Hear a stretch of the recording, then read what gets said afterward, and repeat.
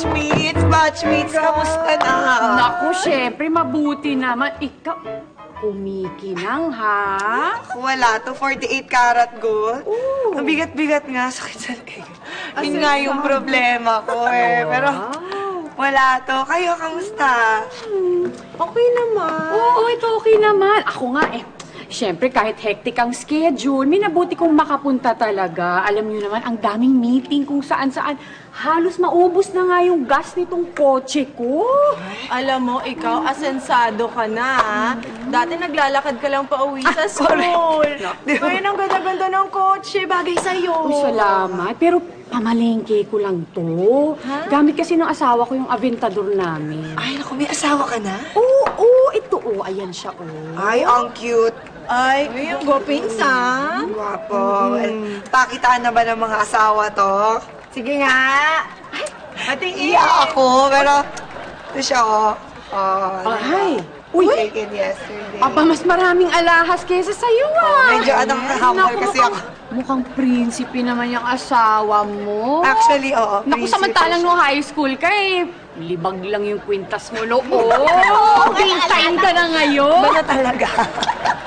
Ay, nako. Alala ko pa yun. Ikaw? Ito, bored ako. Bored ako dito sa mansion. Ayan. Kaya nga, in-invite ko kayo para mag-reunion. Hindi na kasi kami masyado nagkikita ng asawa ko. Bakit? Nasa abroad ba siya? Hindi, nasa kusina lang. Kasi kailangan ko pa mag-commute para lang makapunta sa kusina. Laki-laki kasi ng mansion. Kaya nga kanina, nag-FaceTime na lang kami. So sad, no?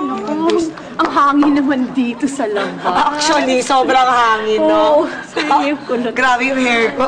Naging messy hair tuloy. Pasok na tayo. Tara. Actually, tara. Handa na yung... Sandali lang.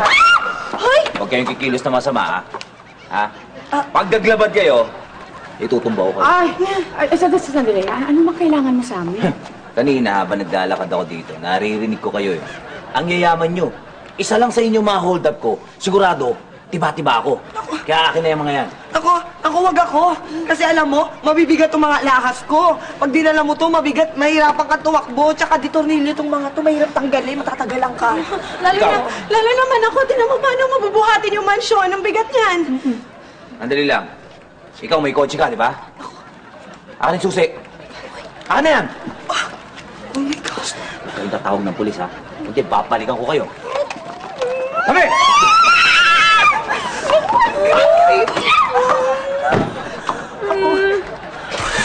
Ayan.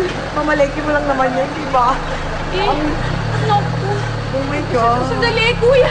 Mano, sandali lang. Naku, lagot ako. Oh my God. Uy. Sana siyang pamalengke na car. Natanga yung kotse mo. Paano na yan? Aamin na ako.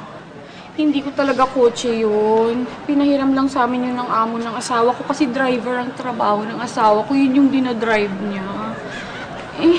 Lagot ako. Baka pwede mo kong pautangin. Ako, isadla natin yung kwintas mo. Ito? Oo, babayaran din kita kaagad. Naku, hindi to masasangla. Kasi alam mo, aaminin ko na rin. Hindi talaga ako mayaman. Ito kaya mabigat to kasi bakal to eh. Galing tong talyer. Hindi tunay. Sensya ka na natanso ka. Yung asawa mo, di ba, ang daming alahas na suot. Baka pwede nyo na lang. Tunay ba yun? Oo, prinsipe talaga yun. Pero, ako lang nakakaalam na asawa ko siya. Siya hindi niya alam. Sa Google lang yung picture, kinuha ko. Sorry. Problema yan. Teka, ikaw na lang ang pag-asa ko. Baka meron kang perang nakatago dyan sa mansyon, sa vault. Ay, oo. May pera kami dyan sa loob. Dyan sa vault, sa loob. Kaya lang may aaminin din ako eh. Kasambahay lang ako. Dyan. Wala kasi yung amo ko kaya pwede ako mag-imbita. Papanggap lang ako. Sorry. Kung tutusin, lahat pala tayo papanggap. Oo. Lahat tayo naglolokohan lang kasi hindi naman talaga ako nag-high school eh. Ay, ako rin eh. Ako rin. Sige. Sensya na! Na ako? Pasok Sige. na ako. Sensya ka na. Tricycle!